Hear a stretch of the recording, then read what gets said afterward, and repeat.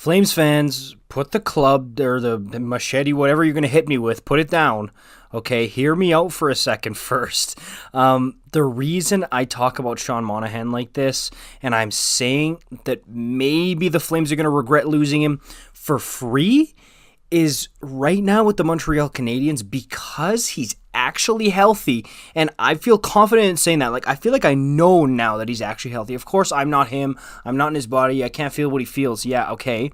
But I could tell, dude. I've watched every game almost of Sean Monahan's career with the Flames, and now seeing him with the Montreal Canadiens, you can see the difference. It's so clear how much more pop he's got in his step, how much more pop he's got in his shot, how much more confidence he has. He's just got more jump in general, and he looks like a completely different player. And look, I mean, yes, I've seen the tweets on Twitter, people adding me in it like, oh yeah, I bet the Flames regret giving up on Sean Monahan. I can't believe we got Sean Monahan for free. And I agree. Like, to me, the Habs getting Monahan for free and the Flames giving up a first-round pick just so the Habs can take him. And can you imagine if the Flames give a first-round pick as a sweetener to the Habs to take Monahan, and the Habs end up flipping him for a first at the trade deadline? That would be like ultimate gangster move by Kent Hughes, and I would just facepalm myself hugely. And it doesn't help all these rumors and stuff like Elliot Friedman on 32 Thoughts saying that the Flames are desperately looking for another forward. People are saying, oh, give Monahan back for another first. And I don't even know what to say at this point about this trade. Like, I was so happy that he was a Montreal Canadian when he got traded. That was something where it's like, I'm so happy he's going there. I think he's going to do very well there, and it's going to be awesome. I made a video talking about how Monahan's a steal. That's 2 now. I'm counting. In the summer, I made a video talking about how Monahan is a steal for the Habs, and Kirby Dach is a steal, and I got ripped to shreds in the comments in both of them.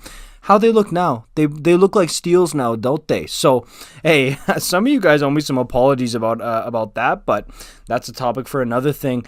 Monahan here, to me, I really, really did not get it at the time, and I don't get it now. I mean, it's different because at the time, yes, Monahan scored like 8 goals in the previous 2 seasons, and he was making over $6 million.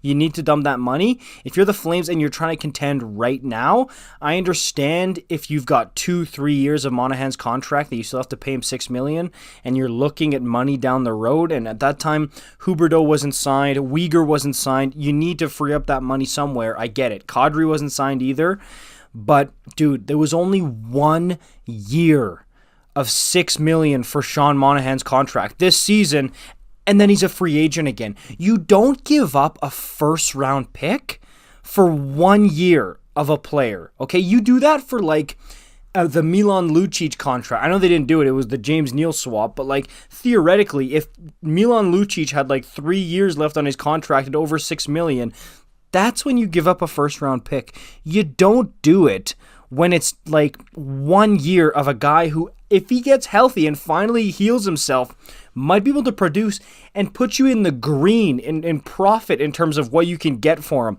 Like, if the Habs get anything for Monahan at the trade deadline, like if the Habs get a second, a third-round pick, the trade looks so bad for the Calgary Flames, because again, future considerations is all the Flames got. And I know people like to spin it and say, oh, well, that's the money they freed up to get Kadri, so it's like trading Monahan and a first for Kadri. You do that. Look, I mean, I'm all for asset management. I'm all for changing the cap around to make things work. I don't agree with that. Yes, by the book, by the letter of the law, they signed Kadri with the money that was moved out by Monahan. I understand, yes, okay? But to me, that's an asset. That's an asset that you can move, that if you bring in here, you can move that asset. And look, I think they're going to regret it. I think they're going to regret not getting anything for Monahan. And yes, having Kadri on the team, he's the team's best player right now. I think you find a way to sign Kadri, even without trading Monahan. I think there's other things that can be done, and then you can trade Monahan if you still want to do that, because let's be clear, they wanted to move on from that core of like Gaudreau, Tkachuk, Monahan. They wanted to move on from that. You could actually get something for him. Tkachuk is the only one of the three that they got something for. To me, that's unacceptable. After the peanuts and hot chocolate that they got for Jerome McGinley, they got nothing. A donut for Jerome McGinley. Might as well have got a Tim Hortons gift card. You can't afford to be giving up these star players for nothing. Johnny Gaudreau ends up walking for nothing. Dude, Monahan and Gaudreau, for so many years, were the face of Calgary Flames hockey and were two of the best players in the franchise's history for years. And to get nothing for both of them is a travesty. I mean, they're lucky they got something for Tkachuk. The only reason they got something for Matthew Tkachuk is because he decided he wasn't going to fleece them. He wasn't going to bolt. Okay, he told them in advance he was going to leave so that they could do something to get a good trade for him. If not, it would have been almost nothing, like a piss poor return for all three of them, your franchise pieces. That would have been a travesty.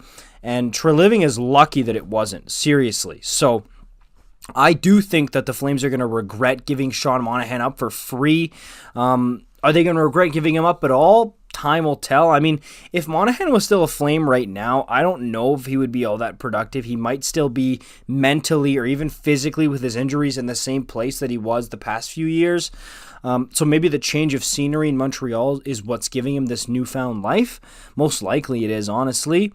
But I don't think it was okay for this guy to be gone for nothing. More people should talk about this trade in Flames land, about how the Flames should have gotten more for Sean Monahan. And I don't know. That's my 2 cents on the matter. Let me know what you guys think about it in the comments down below. Of course, like, comment, subscribe. I'll see you in the next one. Peace out.